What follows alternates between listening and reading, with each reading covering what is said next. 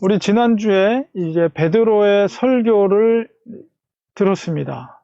베드로의 설교가 마쳐졌을 때 거기에 모여 있었던 유대인들의 반응이 오늘 말씀 속에 기록이 되어 있는데 너무나도 놀라운 사건이 펼쳐지고 있는 것을 보게 됩니다.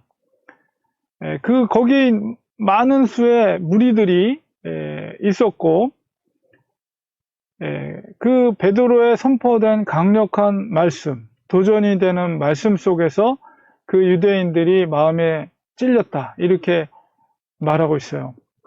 우리가 그 지금 상황 그리고 베드로가 말씀을 전하게 되는 그 과정을 우리가 다시 한번 이렇게 리마인드 해보시면 예수님께서 약속하셨던 성령님께서 이제 임재할 것을 이야기하고 너희들이 모여 있으라 할 때 이제 12명의 제자들과 함께 포함된 120명의 문도들이 제자들이 마가의 다락방에 모여서 약속하신 성령을 기다리죠. 그러니까 이제 예수님이 6월절에 돌아가시고 예수님이 3일 만에 부활하셔서 40일 동안 계시다가 오순절이니까 6월절로부터 50일이 지난 후에요. 그러니까 아마도 예수님께서 부활하시고 40일 정도 제자들과 함께 하시다가 50일 후니까 십자가에 돌아가신 지 50일 후가 오순절이니까 마가의 다락방에 약 9일 내지 한 7일에서 9일 정도 같이 모여서 기도했던 것 같아요. 그러니까 50일째 되는 날 드디어 이제 성령이 강림하시고 120명 문도에게 성령의 불의 혀와 같이 그냥 강한 바람과 같이 그리고 그들이 방언이 터질 때 주위에서 여러 지역에서 온 사람들이 알아들을 수 있는 방언을 하는 그런 성령 강림의 역사가 계기가 된 거죠. 그래서 그 자리에 많은 사람들이 모여서 도대체 저 사람들이 왜 우리가 알아들을 수 있는 말을 하는가? 아마도 그 다락방뿐만 아니라 그 다락방 나와서 그 건물 주위에 많은 사람들이 모여들었던 것 같아요. 그래서 베드로가 그 약간은 이제 높은 지역 위에서 아마 말씀을 선포를 한 것 같습니다. 그래서 우리가 지난주에 살펴봤던 것처럼 그 성령 강림의 사건이 계기가 돼서 아마도 하나님께서 베드로에게 어떤 강력한 마음을 주셨던 것 같아요. 저들에게 이것을 선포하라, 이것을 설명하라 라는. 그래서 우리가 베드로의 설교를 우리가 전체 다시 한번 리마인드를 하면 요엘서를 통해서 예언된 성령의 강림 사건을 이야기하고 바로 주의 이름을 부르는 자는 구원을 얻을 것이다. 성령론으로부터 기독론으로 구원론으로 설교를 연결하면서 바로 예수 그리스도야말로 시편에 있는 말씀을 인용하면서 16편, 시편 16편과 110편에 있는 다윗의 시를 인용하면서 이미 다윗이 예언한 메시아가 바로 너희들이 십자가에서 죽인 예수 그리스도께서 메시아가 되신다. 하나님의 아들로서 우리의 죄를 대속하기 위해서 오신 우리의 메시아이다. 라는 것을 베드로가 강력하게 그런 성령론으로 시작해서 기독론으로 구원론으로 강력한 메시지를 바로 그 모여있는 유대인들에게 선포를 한 것입니다. 그때의 말씀이 역사를 하여서 그 말씀을 들었던 자들이 깨달음을 얻게 됐어요. 어떤 깨달음입니까? 그 마음에 찔렸다는 건 뭐냐면 죄의식이에요. 죄책감. 무엇에 대한 죄책감? 하나님께서 이 다윗을 통해서 이미 예언된 그 구세주로서의 그 메시아 예수 그리스도를 우리가 우리의 손으로 십자가에 못 박았다는 그런 죄책감, 그 죄책감이 마음에 찔림을 준 거죠. 그래서 그 죄책감을 느껴졌을 때 그들이 말하는 것이 형제들아 우리가 어찌할꼬. 형제들아라는 것은 거기 있는 사도들 그리고 제자들을 향해서 말하는 거예요. 우리가 그 메시아를 죽였는데 이제 우리는 어떻게 하면 좋겠느냐 이런 얘기를 하는 거죠. 자, 그들이 변화되는 과정을 우리가 보고 있는 거예요. 그러니까 그들이 변화되는 과정 속에서 두 가지 관계가 성립이 될 수가 있어요. 첫 번째는 뭐냐면 말씀이 선포됐다는 거예요. 강력한 말씀이 베드로를 통해서 선포가 됐다는 것이죠. 그래서 이 말씀이라는 것은 빛이에요, 빛. 그리고 어둠 가운데 있는 유대인들에게 어둠 속에 있으면 아무것도 안 보이죠. 자기들의 죄의식을 느낄 수가 없어요. 왜냐하면 어둠 속에 있기 때문에, 보이지 않기 때문에. 그러나 빛으로서의 말씀이 그 어둠 가운데 있는 사람들의 심령 가운데 그것이 비춰졌을 때, 베드로의 입술을 통해서 선포된 강력한 복음의 메시지가 그들에게 빛으로서 어둠 가운데 비춰졌을 때, 그들의 심령 가운데 숨겨진 죄의 문제, 우리가 예수님을 죽였구나, 그 죄의 의식, 죄를 발견하게 되고 거기서 어찌할꼬 통회와 자복이 일어나게 되는 거예요. 자, 그런 그 수많은 사람들이 모여 있었단 말이에요. 그 사람들에게 바로 베드로가 얘기합니다. 너희가 회개하여 각각 예수 그리스도의 이름으로 세례를 받고 죄 사함을 받으라. 그리하면 성령의 선물을 받으리니. 그래서 너희들도 바로 하나님께서 주신 이 성령을 받을 수가 있는데, 첫 번째는 뭐냐면, 첫 번째 메시지는 바로 회개하라는 거예요. 정말 이 구원에 이르기 위해서, 사람이 변화되기 위해서 정말 중요한 요소가 이 회개예요. 이 회개는 복음입니다. 회개의 복음. 제가 늘 반복해서 설명해 드리지만, 그 세례 요한이나 그 다음에 예수님도 주님의 하나님의 공생애를 시작할 때 선포된 첫 번째 메시지가 뭐냐면 회개하라는 거예요. 회개하라. 회개하라, 천국이 가까웠느니라. 그러니까 이 회개라는 것은 복음이에요. 복음의 메시지.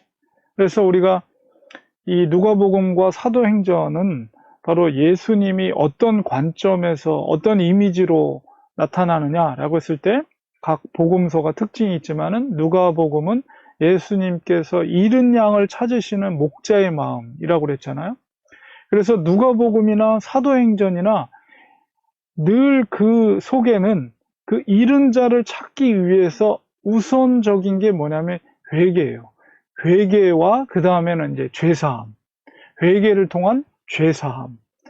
그것이 항상 연결돼 있고, 누가복음과 사도행전이 처음부터 끝까지 바로 회개와 죄사함을 통해서 잃은 자를 찾으시는 성령의 역사가 바로 사도행전이다, 누가복음이다, 이렇게 말씀드릴 수가 있습니다.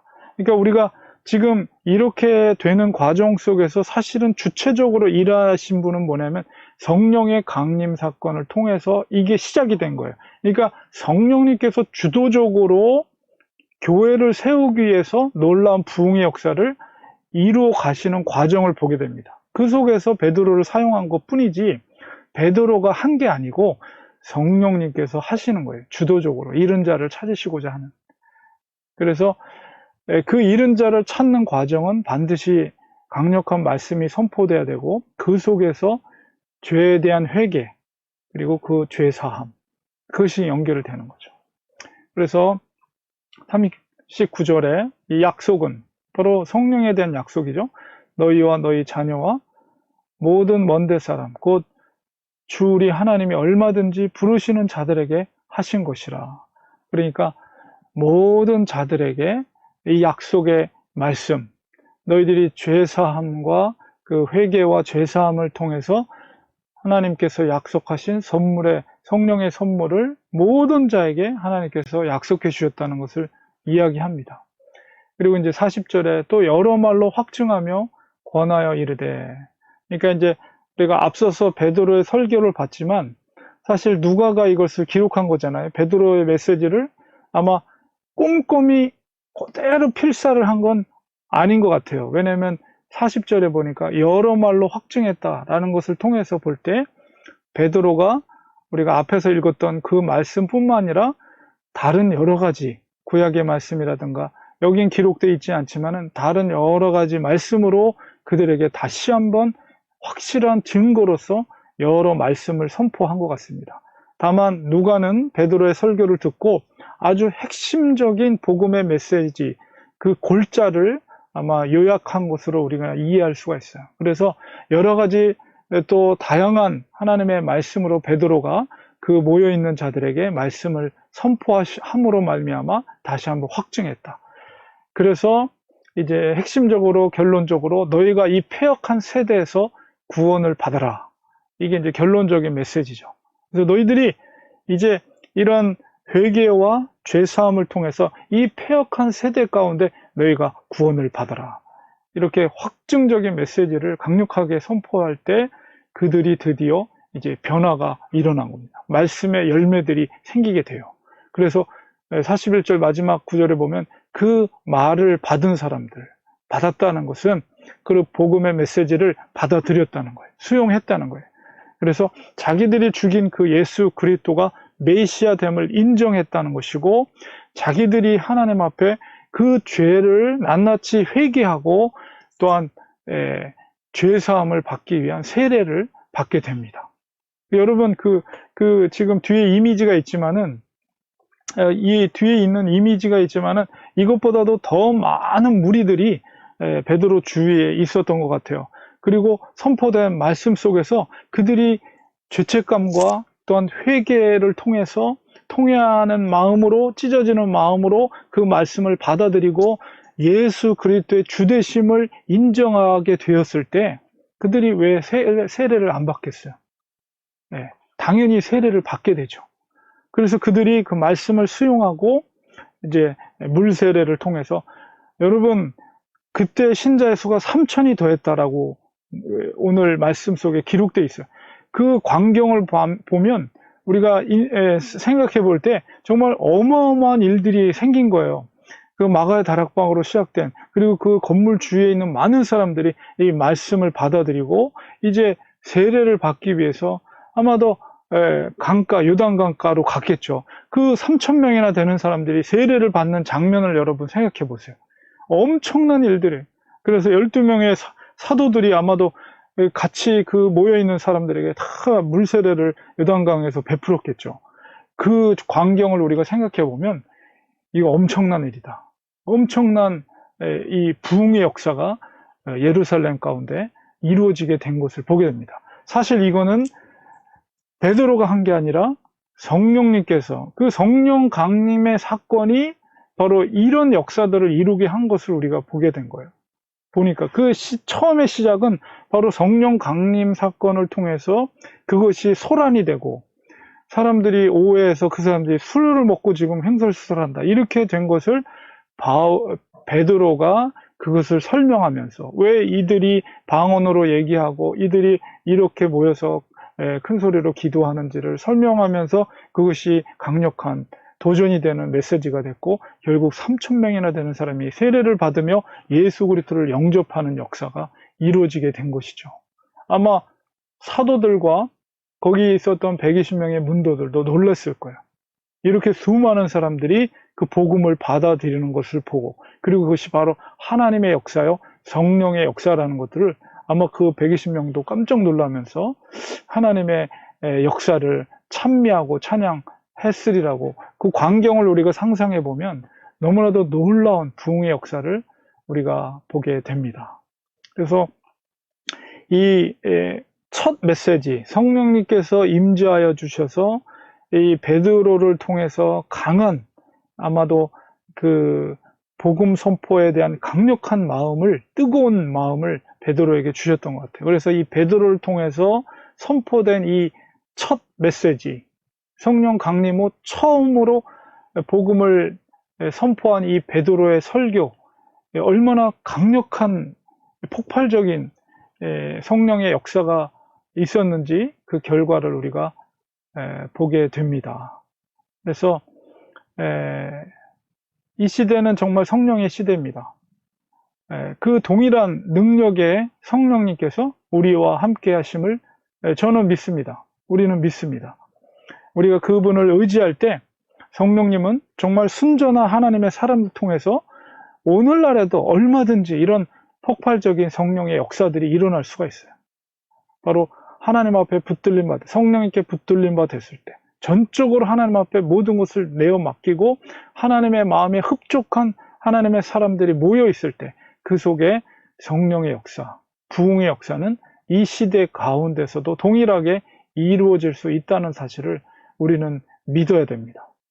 그리고 여전히 어둠 가운데 있는 자들에게 하나님은 그 잃은 자를 찾기를 원하십니다. 하나님의 말씀에 순종하는 자들을 통해서, 성령의 강력한 그 요구에 순종하는 자들을 통해서 하나님은 잃은 자를 지금도 찾고 계십니다.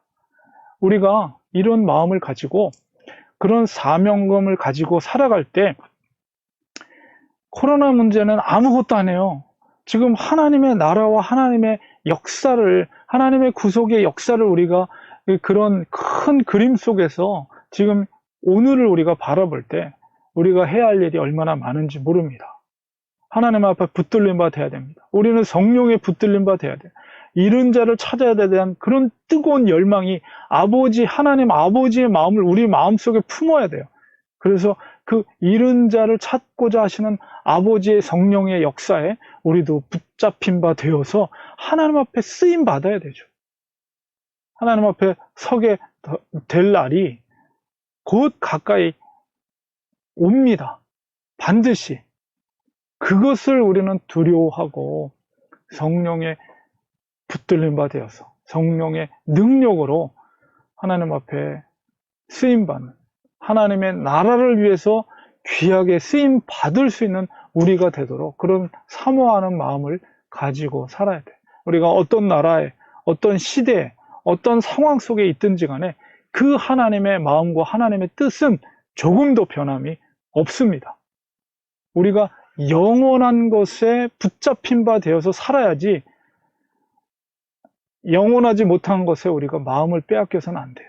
영원한 것에 우리 모든 것을 쏟아부을 때 그것은 조금도 아깝지 않은 것입니다. 영원하신 성령님이 우리와 함께 하심을 믿고 우리가 늘 하나님을 묵상하며 성령님께 의지할 때 그 영원하신 하나님이 우리에게 말씀하시고 그것을 귀 기를 수 있는 영적인 귀가 열려야 돼요. 그럴 때 우리는 생명력 있게 살아갈 수가 있고 하나님의 뜻대로 정말 이 시대 가운데서도 하나님의 마음을 흡족해 하는 온전한 하나님의 그리스도인들이 될 수가 있는 것입니다. 하늘을 바라보고 하늘에 소망을 두면서 성령님께 붙들림 바 되어 정말 하나님 앞에 귀하게 쓰임받을 수 있는 우리 사랑하는 성도들 되시기를 주님의 이름으로 간절히 축원드립니다. 같이 기도하겠습니다. 주님의 은혜를 감사합니다. 사도행전 오늘 본문 속에서 하나님께서 초대교회를 부흥케 하시는 놀라운 역사를 보게 됩니다. 그것은 베드로가 한 것이 아니라 성령의 역사 가운데 성령께서 주도적으로 하나님의 사람들을 통하여 일하시고 계심을 우리가 보게 됩니다. 그 2000년 전에 역사했던 성령님은 여전히 지금 이 시대 속에서도 역사하시고 또 우리 속에 내주하고 계심을 믿습니다. 하나님, 우리가 성령에 붙들림 받게 하여 주시옵소서.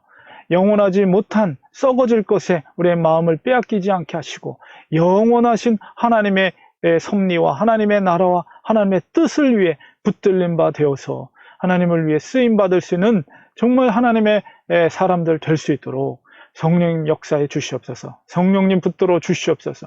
우리의 인생을 통해서 하나님의 나라가 이루어지게 하여 주시옵시고 하나님의 뜻이 이루어질 수 있도록 하나님 붙잡아 주시옵소서. 우리를 귀하게 사용하여 주시옵소서. 예수님의 이름으로 간절히 기도리옵나이다. 아멘.